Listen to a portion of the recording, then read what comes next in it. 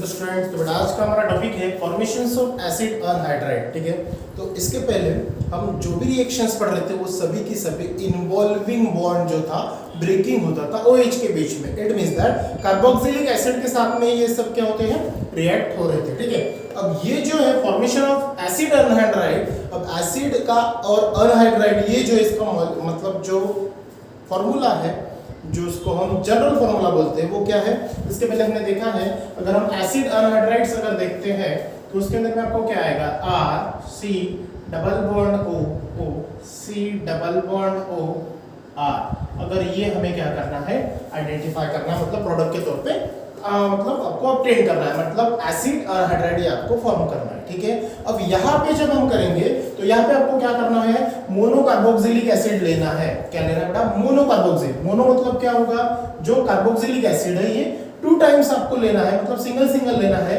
देखो पहले मैं रिएक्शन बता दूं आपको कि एक्चुअली होता क्या है, RC डबल बॉन्ड OH, ये है आपका कार्बोक्सिलिक एसिड, ये 2 टाइम्स लिया। ठीक है, जब ये रिएक्शंस होगी तो किसके प्रेजेंस में होगी, ये जो रिएक्शंस होती है in the presence of concentrated sulphuric acid ले लो या फिर फास्फोरस पेंटाऑक्साइड ले लो। ये जो है ये एज अ कैटालिस्ट यूज होता है, और ये क्या होता है, स्ट्रॉन्ग डिहाइड्रेटिंग एजेंट्स होते हैं, और इनके बीच में ही क्या होता है, ये जो मॉलिक्यूल्स होता है कार्बोक्सिलिक एसिड का, तो ये इसके अंदर में इंटरमॉलिक्यूलर डिहाइड्रेशंस होता है।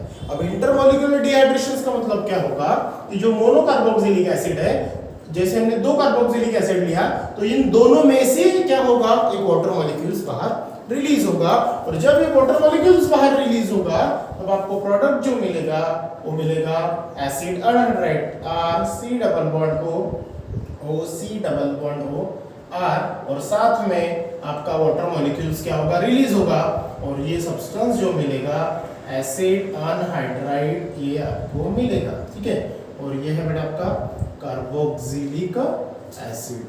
ठीक है, अब ये तो होगी इन सिंपल रिएक्शंस डायरेक्टली। अब ये रिएक्शंस से ये प्रोडक्ट आया कैसे वो देखना, क्योंकि ये जो रिएक्शंस होती है ये रिवर्सिबल रिएक्शंस होती है, और ये रिवर्सिबल रिएक्शंस है तो ये बहुत ही स्लो रिएक्शंस होती है। और स्लो रिएक्शंस क्यों होती है, क्योंकि ये रिवर्सिबल प्रोडक्ट है, मतलब रिवर्सिबल सब्सटेंस यहाँ पे मिलता है, क्योंकि बाय प्रोडक्ट में आपको वाटर मिल रहा है, और वाटर क्या होता है, ये आयंस को डिसोसिएट करता है, मतलब एसिड अनहाइड्राइड को फिर से ब्रेक करेगा, फिर से H और OH मतलब वाटर मॉलिक्यूल्स ऐड होगा, फिर से आपका सब्सटेंस कार्बोक्सिलिक एसिड आपको ऑब्टेन होगा करके इसको रिवर्सिबल रिएक्शंस कहा जाता है। और इसके बीच में ही क्या होता है, ध्यान दो, इंटरमॉलिक्यूलर, ठीक है, इंटरमॉलिक्यूलर डिहाइड्रेशन। ठीक है, इंटरमॉलिक्यूलर डिहाइड्रेशन इसके अंदर में आपने देखने मिलता है। अब चलो देखो ये होता कैसे, ये तो होगी इन शॉर्ट रिएक्शंस। अब एक्चुअली होती कैसे है, तो ये है RC डबल बॉन्ड OH। ठीक है, ये पहला मॉलिक्यूल्स, इसकी रिएक्शंस होगी किसके साथ में, दूसरा RC डबल बॉन्ड OH के साथ में, किसके प्रेजेंस में, ये होगा बेटा कॉन्सेंट्रेटिक H2SO4 और P2O5 फास्फोरस पेंटाऑक्साइड। ठीक है, अब यहां से होगा क्या, ये H और ये OH जो है ये क्या होगा, एज अ वाटर मॉलिक्यूल्स बाहर रिलीज हो जाएगा, क्योंकि इनके बीच में क्या होता है, इंटरमॉलिक्यूलर डिहाइड्रेशन होता है। क्या होता है, इंटरमॉलिक्यूलर डिहाइड्रेशन। जब इनके बीच में इंटरमॉलिक्यूलर डिहाइड्रेशन होगा मतलब दोनों मॉलिक्यूल में से वाटर मॉलिक्यूल्स क्या होगा, बाहर निकलेगा। अब यहाँ पे बचा कौन, that is RC double bond O, और ये बन गया O-। ठीक है, क्योंकि यहाँ से ये चला गया, अब यहाँ से OH चला गया, अब ये कार्बन और ये ऑक्सीजन ये क्या करते हैं, आपस में टाई अप हो जाए, तो यहाँ से कौन अटैचमेंट होगा, that is C double bond O और R, C double bond O, और ये क्या हो जाएगा, ऑक्सीजन के साथ में टाई अप होगा, साथ में वाटर मॉलिक्यूल्स क्या होगा, बाहर रिलीज होगा। ठीक है, अब ये जो सब्सटेंस आपको मिला यह नथिंग बट कौन है, आपका एसिड अनहाइड्राइड। कौन है, एसिड अनहाइड्राइड, और ये कौन है आपका, दैट इज कार्बोक्सिलिक एसिड।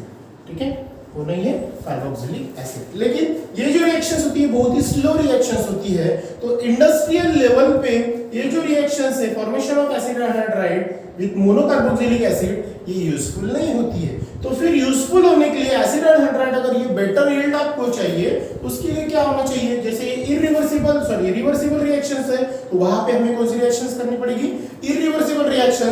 तो वहां पे आपको क्या करना है कि ये जो कार्बोक्सिलिक एसिड है इसका सॉल्ट यूज करना होता है और वो सॉल्ट जो है एसिड मतलब जो असाइल क्लोराइड्स है उसके साथ ट्रीटेड करके आपको एसिड एनहाइड्राइड का फॉर्मेशन करना होता है, वो देखते हैं। फॉर बेटर यील्ड, अगर बेटर यील्ड हमें करना है मतलब ये जो रिएक्शन है स्लो रिएक्शन है, यहां से हमें जो क्वांटिटी में एसिड एनहाइड्राइड चाहिए वो नहीं मिल रहा, ठीक है। अब हमें क्या है बेटर यील्ड चाहिए किसका, एसिड एनहाइड्राइड का। तो उसके लिए हम क्या करेंगे, हीटिंग ऑफ सोडियम कार्बोक्सिलेट, मतलब ये सोडियम कार्बोक्सिलेट क्या है, एक प्रकार का सॉल्ट है, ठीक है। और किसके साथ में करेंगे, विद एसिड क्लोराइड, ठीक है। अब सॉल्ट अगर है तो सोडियम कार्बोक्सिलेट का सॉल्ट क्या था, ठीक है, इसके पहले हमने देख चुके हैं कि जो R COO- और Na+, ठीक है, ये कौन है आपका, ये है बेटा सॉल्ट ऑफ कार्बोक्सिलिक एसिड, ठीक है, सॉल्ट ऑफ कार्बोक्सिलिक एसिड, ठीक है, सॉल्ट ऑफ कार्बोक्सिलिक एसिड। किसके साथ इसकी रिएक्शंस करनी है हमें, एसिड क्लोराइड, मतलब ये जो था आपका RCOCl, मतलब ये कौन है आपका असाइल क्लोराइड, ठीक है, ये कौन है आपका असाइल क्लोराइड, मतलब इसको हम एसिड क्लोराइड भी बोल सकते हैं। एसिड क्लोराइड के साथ में हमें क्या करना है, इसकी रिएक्शंस। अब ये जब होगी तो हम इसे स्ट्रॉन्ग हीट प्रोवाइड करेंगे, क्या करेंगे, स्ट्रॉन्ग हीट प्रोवाइड करेंगे। जैसे हम इसे स्ट्रॉन्ग हीट प्रोवाइड करेंगे तो ये जो कौन है Na+, ठीक है, और ये Cl जो है ये दोनों आपस में क्या हो जाएंगे, टाई अप हो जाएंगे और बाहर निकलेगा NaCl। उसी दौरान ये जो bond C double bond R है इसके साथ में टाई अप होगा तो प्रोडक्ट आपको क्या मिलेगा, that is R C double bond O, यहाँ का O- जैसा का वैसा, ये O के साथ में ये कंबाइन हो जाएगा, that is C double bond O R, और यही आपका कौन है, एसिड अनहाइड्राइड, कौन है बेटा, एसिड अनहाइड्राइड। साथ में बाहर कौन निकलेगा, फॉर्मेशंस ऑफ NaCl। देखो NaCl यहां से क्या होगा, बाहर निकलेगा। अब ये जो है ये क्या होती है, ये फास्ट रिएक्शंस होती है, क्या होती है, फास्ट। ये स्लो रिएक्शन है, ये इरिवर्सिबल रिएक्शन है, ये इरिवर्सिबल है, वो रिवर्सिबल रिएक्शंस है। क्यों ये इरिवर्सिबल है, क्योंकि यहाँ पे जो बाय प्रोडक्ट मिल रहा है ये NaCl है और यहाँ पे जो बाय प्रोडक्ट मिल रहा है वो वाटर है। इरिवर्सिबल में वाटर मिल रहा है क्योंकि वाटर जो है आगे चल के क्या होगा, वाटर को हम कैसे लिखते हैं, H2 को H+ और OH- ऐसे लिखते हैं, ठीक है। आगे चल के वो क्या करेगा, वाटर मॉलिक्यूल्स जो है ये जो है आपका मोनोकार्बोक्सिलिक एसिड इंटरमॉलिक्यूलर जो डिहाइड्रेशन होता है तो एसिड एनहाइड्राइड को क्या करेगा, ये water molecule RC double bond OR, ये जो एसिड एनहाइड्राइड है जब इरिवर्सिबल रिएक्शंस होगी, जब वाटर मॉलिक्यूल इसके अंदर में ऐड होगा तो ये यहां से क्या करेगा, उसे ब्रेक डाउन करेगा। जैसे ही यहां से ब्रेक डाउन हुआ तो यहां पे ये जो O- है ये O के साथ में H+ टाई अप होके RC डबल बॉन्ड OH बनाएगा और यहाँ पे bond C double bond OR है, इसके साथ में ये OH टाई अप होके फिर से ये दूसरा मॉलिक्यूल्स क्या बनाएगा, कार्बोक्सिलिक एसिड का बनाएगा।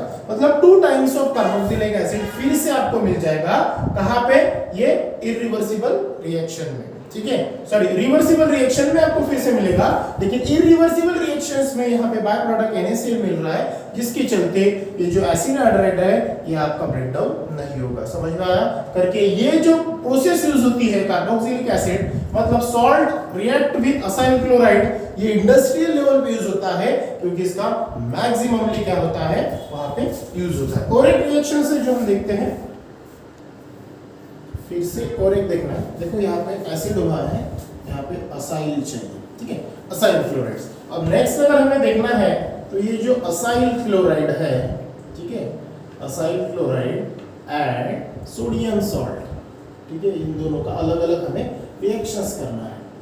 सोडियम सॉल्ट ऑफ एसिड कौन कौन लेना है, acyl chloride and sodium salt of acid are prepared, ठीक है, ध्यान देना अच्छे से, प्रिपेयर्ड बाय रिएक्टिंग, ठीक है, किसके साथ में रिएक्ट कर रहा है, कार्बोक्सिलिक एसिड, ठीक है, कार्बोक्सिलिक एसिड, और वो भी कैसे, सेपरेटली, ठीक है, क्या करना है, acyl chloride, sodium salt of acids are prepared by reacting carboxylic acid separately with thionyl chloride, ठीक है, थियोनील क्लोराइड, और थियोनील क्लोराइड साथ में और एक है use, that is sodium hydroxide, ठीक है, सोडियम हाइड्रोक्साइड रिस्पेक्टिवली।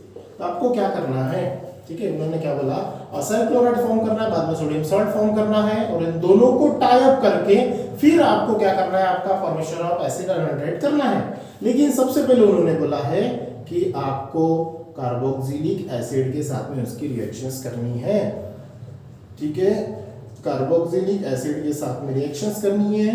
फर्स्ट अपन लेना है आपको बेस, दैट इज NaOH, और सेकंड इसमें आपको यूज करना है थियोनील क्लोराइड SOCl2, ठीक है, SOCl2, ठीक है। अब इसके जगह जो SOCl2 है आपका, ध्यान दो अच्छे से बेटा, SOCl2, इसकी जगह आप PCl3 भी यूज कर सकते हो, PCl5 भी यूज कर सकते हो, ठीक है।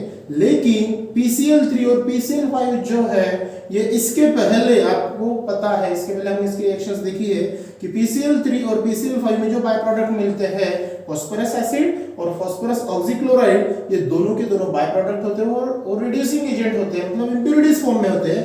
थियोनील क्लोराइड ही ऐसा एक है कि जिसके अंदर में आपका HCl और SO2 गैस जो है इफ्लोरेंस के फॉर्म में निकलते हैं, और ये जो SOCl2 है यही आपका प्योर सब्सटेंस होता है। समझ में आया, ठीक है। तो करके हम ये सब न लिखते हुए सिर्फ और सिर्फ यहाँ पे क्या यूज करते हैं, SOCl2, क्या यूज करेंगे, SOCl2, दैट इज थियोनील क्लोराइड, और जब ये होगा तो HCl और SO2 यहाँ से क्या होते हैं, रिलीज होते हैं एज ए इफ्लोरेंसेस, ठीक है। अब यहाँ पे होगा क्या, जैसे ये कार्बोक्सिलिक एसिड के साथ में NaOH ट्रीटेड होगा, ये H और ये OH as a water molecule से रिलीज होंगे। जैसे वाटर मॉलिक्यूल्स बाहर रिलीज होगा तो यहाँ पे क्या होगा, ये होगा बेटा R C double bond O minus, ये वाला, और ये Na प्लस, ठीक है। ये क्या मिला आपको, सॉल्ट ऑफ कार्बोक्सिलिक एसिड, ठीक है, सॉल्ट ऑफ कार्बोक्सिलिक एसिड, ठीक है। ये पहला सब्सटेंस आपको मिला। जब हम क्या करेंगे, कार्बोक्सिलिक एसिड को बेस के साथ, मतलब acid react with base, salt आपको मिलेगा और वाटर मॉलिक्यूल से रिलीज होगा। उसी प्रकार जब हम कार्बोक्सिलिक एसिड की थियोनील क्लोराइड के साथ में इसकी रिएक्शंस करेंगे तो क्या होगा, देखो, एक Cl जो है ये H के साथ में कंबाइन होगा, CO मतलब C और OH के बीच का बॉन्ड ब्रेक हुआ, तो एक Cl H के साथ बाहर निकलेगा, दैट इज HCl फॉर्म होगा। दूसरा जो है वो Cl जो है वो क्या होगा, इसके साथ टाइप होगा, तो मतलब यहाँ पे आपको क्या मिलेगा, that is R C double bond O Cl मिलेगा, मतलब ये मिलेगा आपको असाइल क्लोराइड, ठीक है, और असाइल क्लोराइड मतलब यहाँ पे मिलेगा, और ये जो ऑक्सीजन है ये SO के साथ में कंबाइन होकर SO2 क्या करेगा, फॉर्म करेगा। समझ में आया। तो ये जो फर्स्ट स्टेप में होता है, तो एसिड की रिएक्शंस जब बेस के साथ में होगी तो आपको मतलब सॉल्ट और वाटर मॉलिक्यूल मिलेगा। जब एसिड की रिएक्शन थियोनील क्लोराइड के साथ में होगी तो असाइल क्लोराइड मिलेगा, HCl और SO2 गैस के प्रोसेस के फॉर्म में रिलीज होगा। यही रिएक्शंस जब आगे कंटिन्यू होगी, जब हम इसे क्या करेंगे, हीट प्रोवाइड करेंगे, यही रिएक्शंस अगर हम आगे फर्दर हीट कंटिन्यूस करते हैं तो यहाँ पे होगा क्या, ये Na और ये Cl NaCl के फॉर्म में बाहर निकलेगा, और ये जो असाइल क्लोराइड में से जो रिमेनिंग सब्सटेंस है इसके साथ में टाई अप होगा। तो देखो यहाँ पे क्या बचा, that is RC double bond O, RC double bond O, ठीक है, यहाँ से Na और ये Cl क्या होगा, NaCl के फॉर्म में बाहर निकल गया। अब यहाँ पे कौन बचा, RC डबल बॉन्ड O और ये O, और यहाँ पे क्या होगा, RC डबल बॉन्ड O, इसके साथ में टाई अप कर दो, that is C double bond O और R, साथ में यहाँ पे रिलीज होगा NaCl, ठीक है। और ये कौन है आपका, यही तो है आपका एसिड अनहाइड्राइड, ठीक है। तो ये हम क्या कर सकते हैं बेटा, अलग अलग लेवल पे इनको क्या कर सकते हैं, आइडेंटिफाई कर सकते हैं। जैसे पहला देखा तो वहां पे मोनोकार्बोक्सिलिक एसिड लिया, उसको हीटिंग दिया in the presence of phosphorus pentoxide या फिर कॉन्सनट्रेटेड सल्फ्यूरिक एसिड, तो आपको सब्सटेंस मिला एसिड अनहाइड्राइड। ये बहुत ही स्लो रिएक्शंस होती है, तो ये इंडस्ट्रियल लेवल पे यूज नहीं होती। क्यों नहीं होती है, क्योंकि यहाँ पे ये रिवर्सिबल रिएक्शन होती है और ये बहुत ही स्लो रिएक्शंस होती है, इसके कारण ये आपको पूछ सकते हैं, ठीक है ना। तो ये जो सब्सटेंस है ये फिर से आपका रिवर्सिबल होने के कारण, क्यों, क्योंकि वहां पे आपको बाय प्रोडक्ट पे वाटर मॉलिक्यूल्स मिलता है। ठीक है ना। इंडस्ट्रियल लेवल पे अगर हमें वही रिएक्शंस करना बेटर यील्ड के लिए तो हमें क्या करना होगा, जो कार्बोक्सिलिक एसिड का सॉल्ट यूज करना है और असाइल क्लोराइड के साथ में उसको ट्रीटेड करके फर्दर स्ट्रॉन्ग हीट प्रोवाइड करेंगे, तब जाके आपको एसिड अनहाइड्राइड सब्सटेंस मिलेगा और NaCl ये प्रोडक्ट आपका रिलीज होगा। उसी प्रकार बड़े लेवल पे अगर हम देखते हैं तो असाइल क्लोराइड और सोडियम सॉल्ट अगर हम यूज करते हैं जिसमें हम एसिड कार्बोक्सिलिक एसिड को सोडियम हाइड्रोक्साइड के साथ में रिएक्ट करेंगे, फिर से दूसरा मॉलिक्यूल जो कार्बोक्सिलिक एसिड का है एथियोनिल क्लोराइड के साथ में रिलीज मतलब ट्रीटेड करेंगे, तो फर्स्ट में प्रोडक्ट आपको सॉल्ट मिलेगा कार्बोक्सिलिक एसिड का, मतलब sodium salt of carboxylic acid मिलेगा और असाइल क्लोराइड्स मिलेगा। इन दोनों को आपस में फिर से हम स्ट्रांग हीट के प्रेजेंस में अगर ट्रीटेड करते हैं, रिएक्ट करते हैं, तो आपका फॉर्मेशन एसिड अनहाइड्राइड का होगा, साथ में NaCl बाय प्रोडक्ट आपका रिलीज होगा। समझ में आया?